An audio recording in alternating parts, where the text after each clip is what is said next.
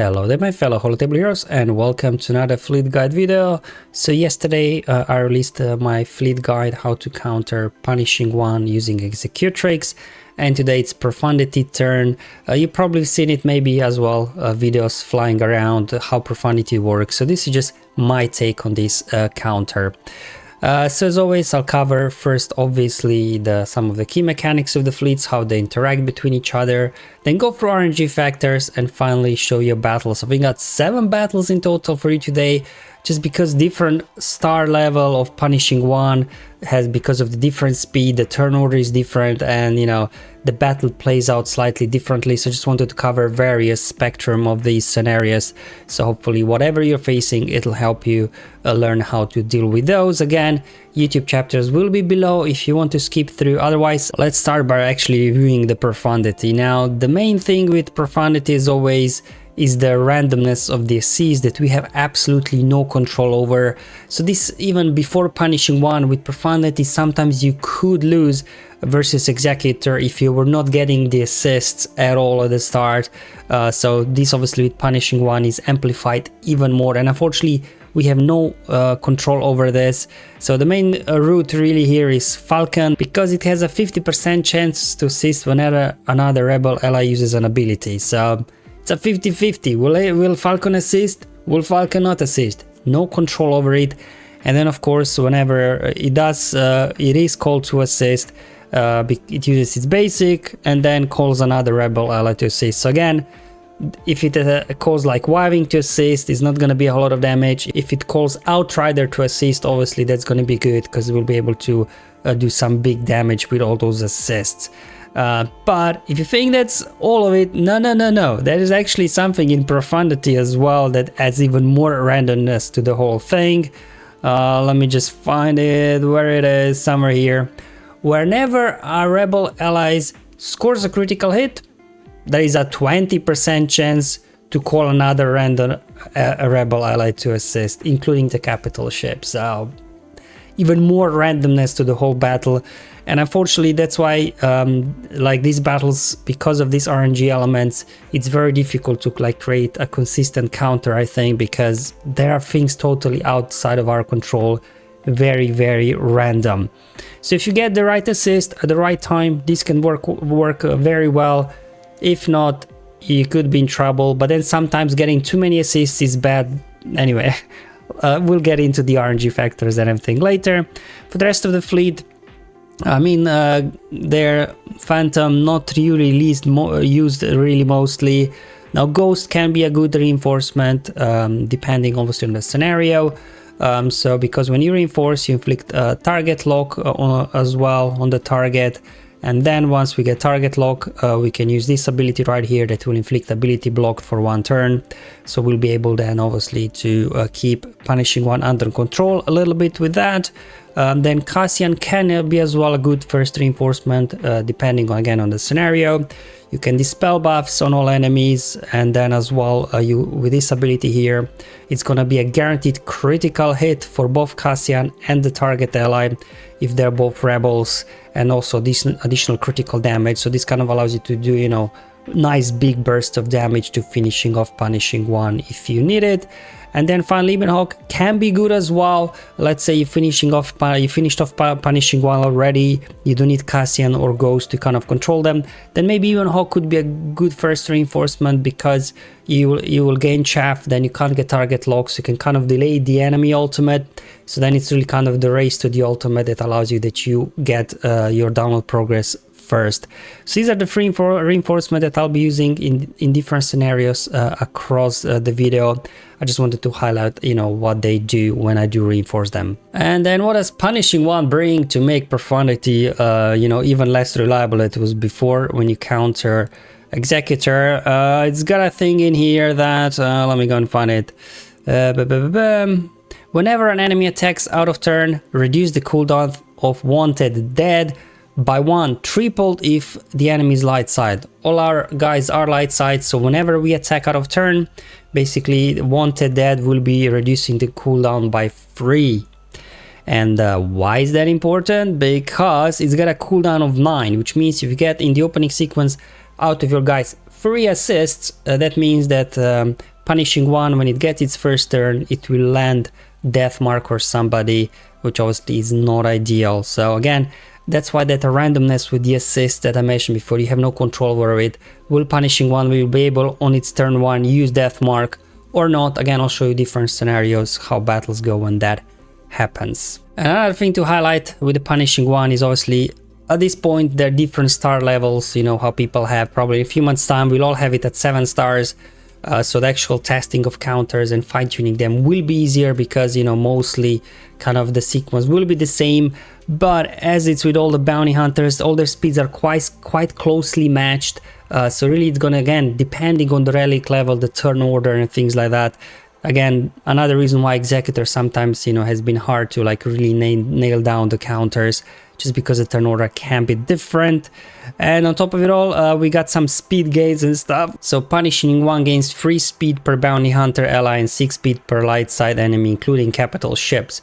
But does this include reinforcements or not? It's not clear. So I don't know exactly how much speed punishing 1 has, to be honest. And what's more as well, in this ability right here, there you go, when it uses it, light side enemies lose 50 speed for 1 turn.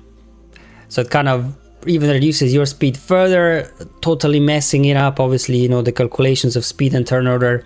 So definitely kind of difficult to exactly understand what speed who has at what point in the battle.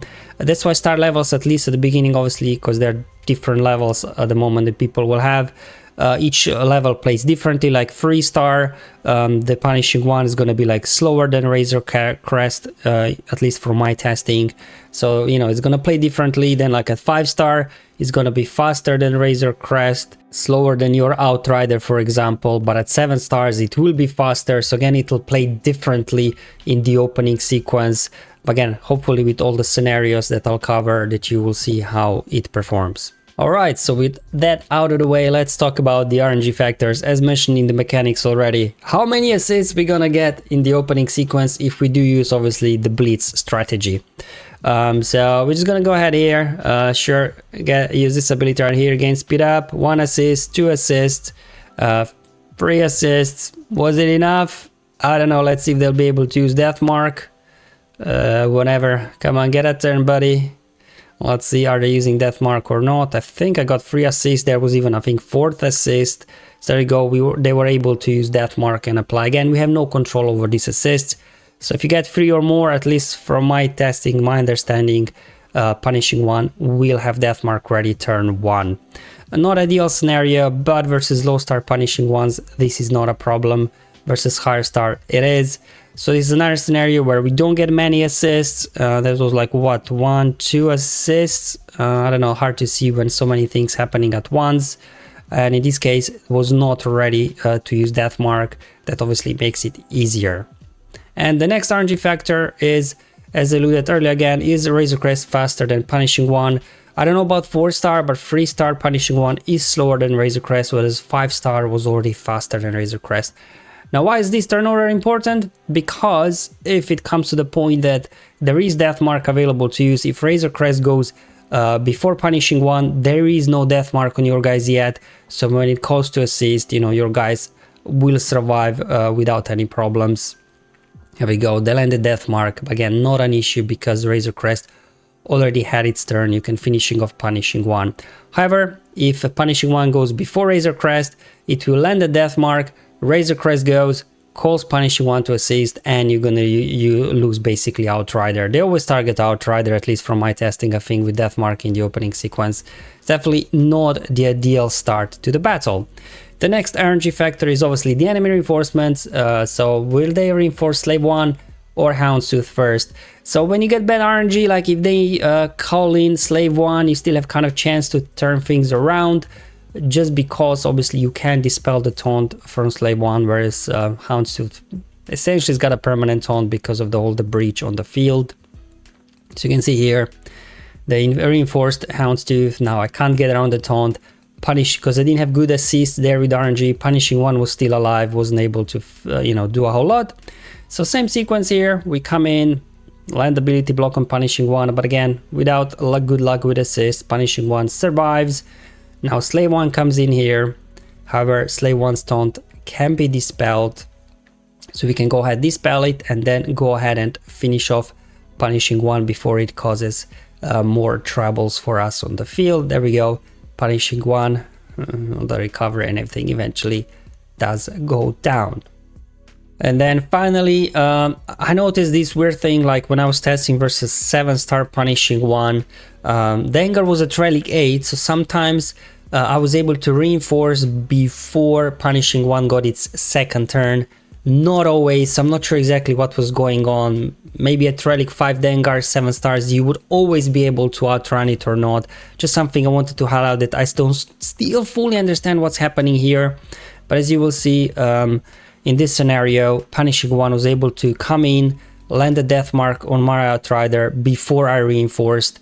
Obviously, if I would have in some cases I reinforced first before punishing 1 got its second turn, then you can come in with Cassian, you know, and just knock out here the punishing 1 or use ability blocks or whatever. But in this case, you know, it was too late already. They got death mark on me. Even got bad RNG there with assists, wasn't able to kill it off, and then obviously this ended in a bad result in the end.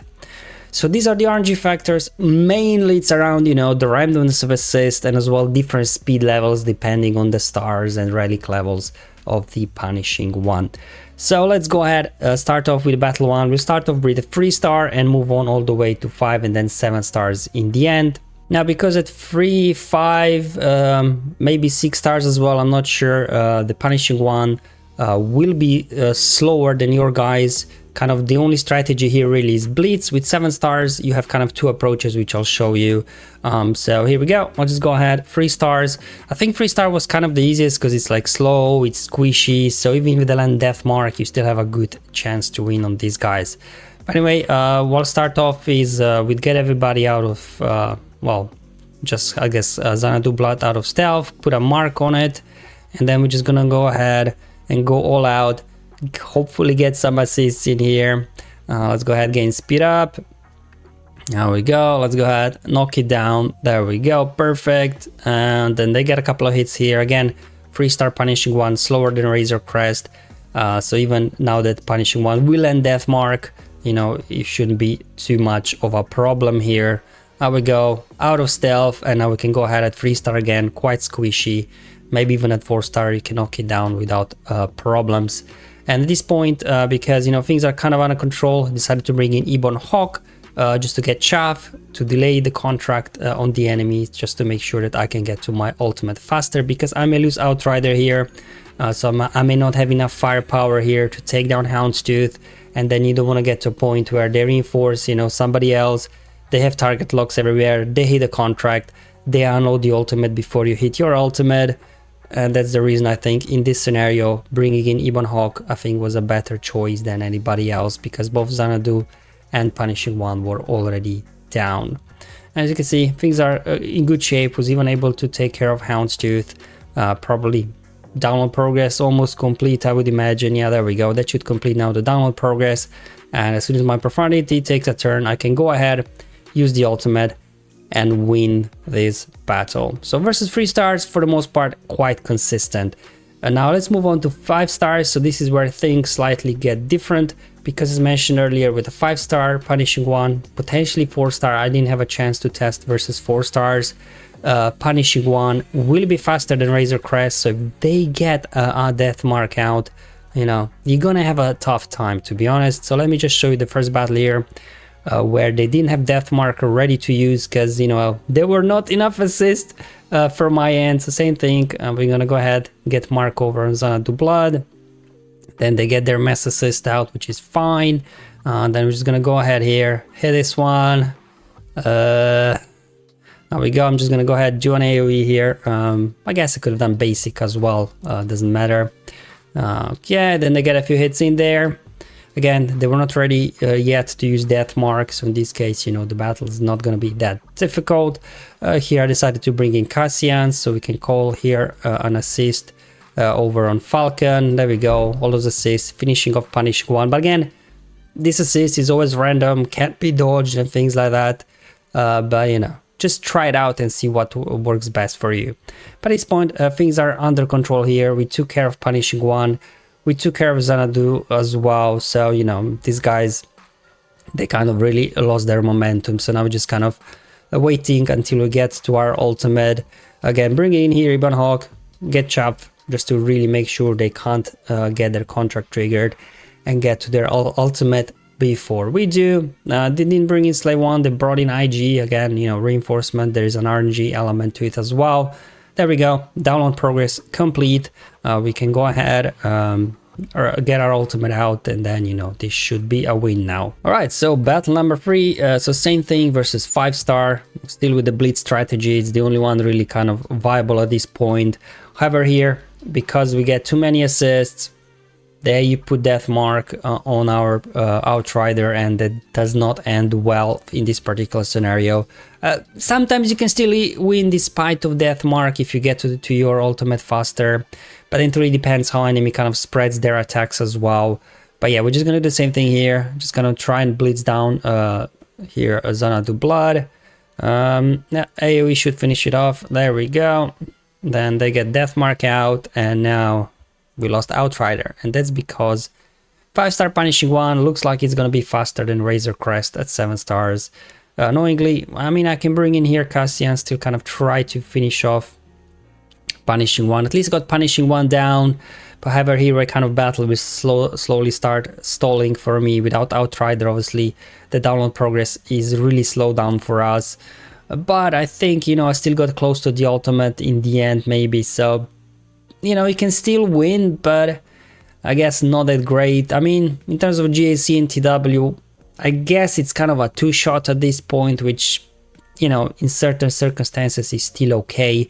But for Fleet Arena, this won't help you. But at least in Fleet Arena, you know, you can in 10 minutes try again, hopefully get better RNG. So also not that much of an issue. Again, bringing in Ibn Hawk at this point, I'm just trying to stall out their ultimate so I get enough time to reach my ultimate. We go. However, Ibn Hawk looks like they have high priority for it as well. Knock them down.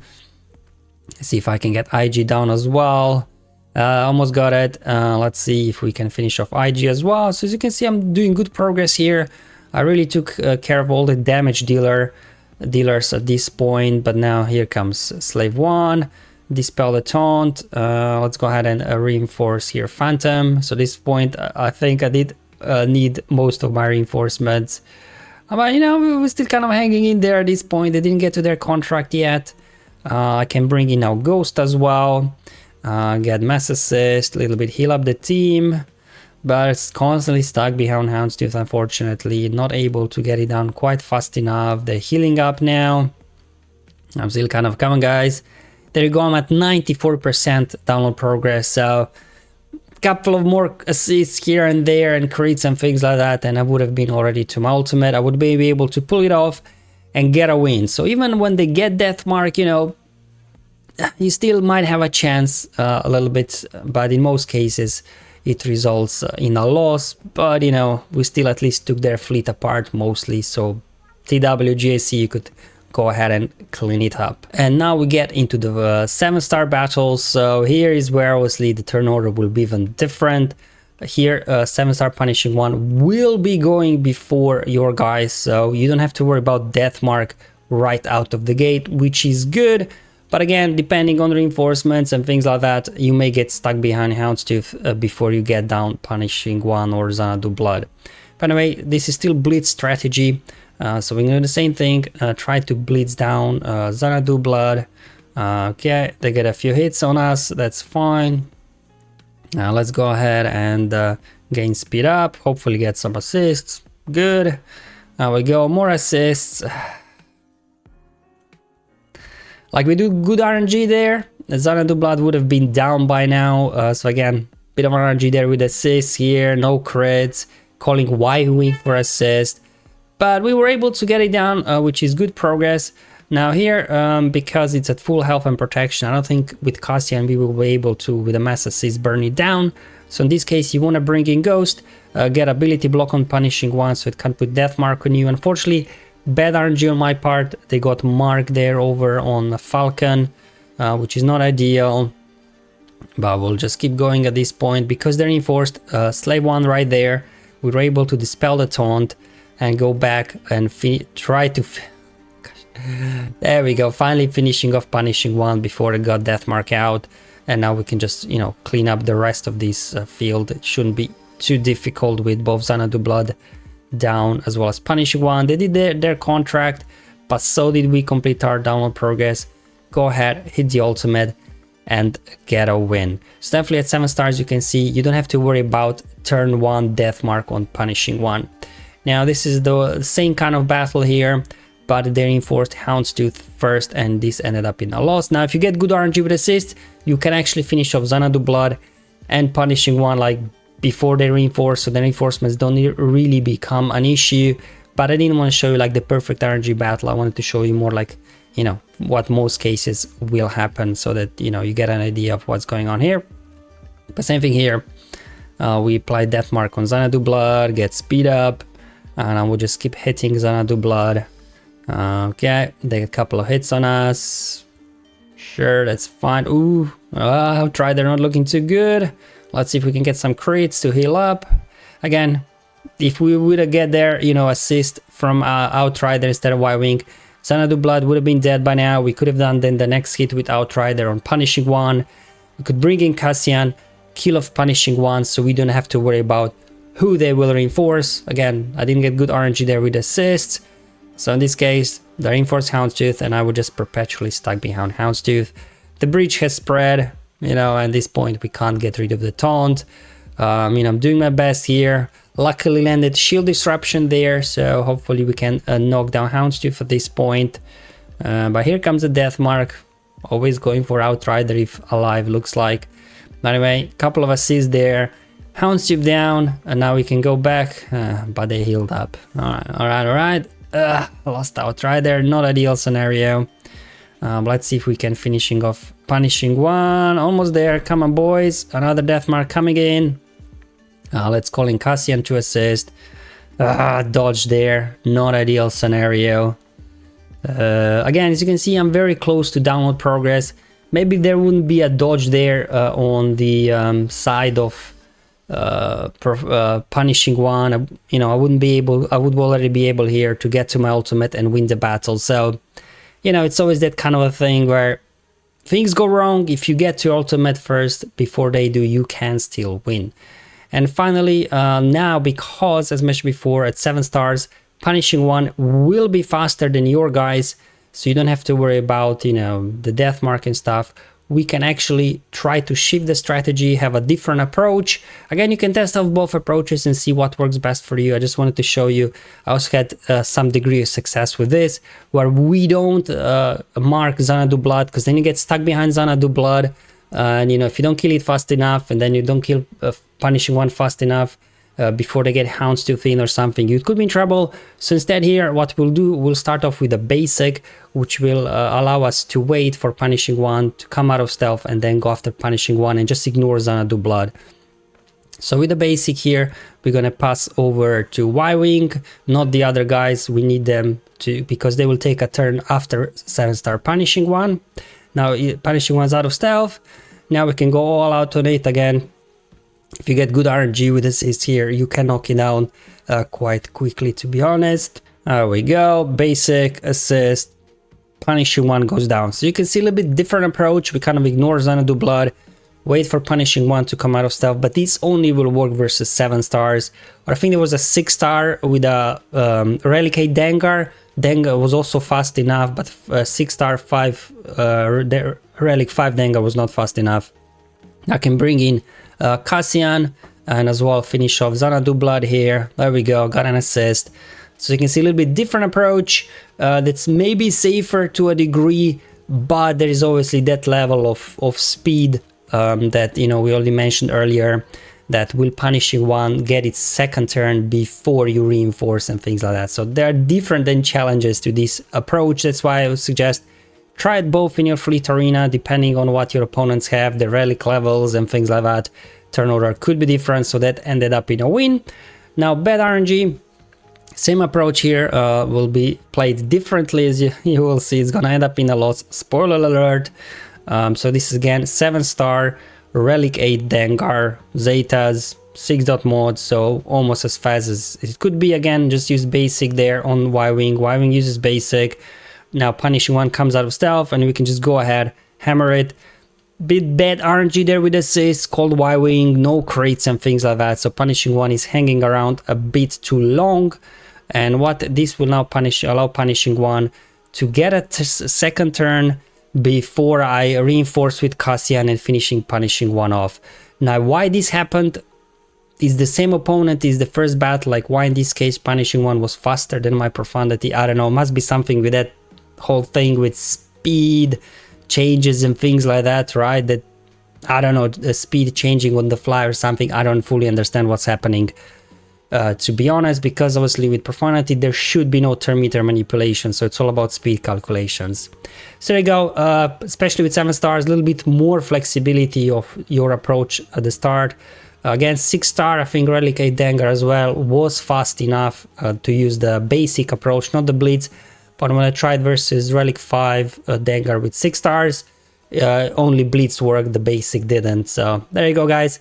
Different approaches, different turn orders, different sequences depending on, you know, relic levels, depending on obviously as well, mostly on star levels at this point. But a few months down the road, everybody will have 7 star there, Punishing One, so it's going to be, I think, we'll have more opportunity to fine tune the strategy because the turn order will be the same. But for now, at least, couple of different ways to go about it. Try it out and let me know in the comments below what works for you. But until then, have fun, enjoy life, and may the RNG be with you, my friends.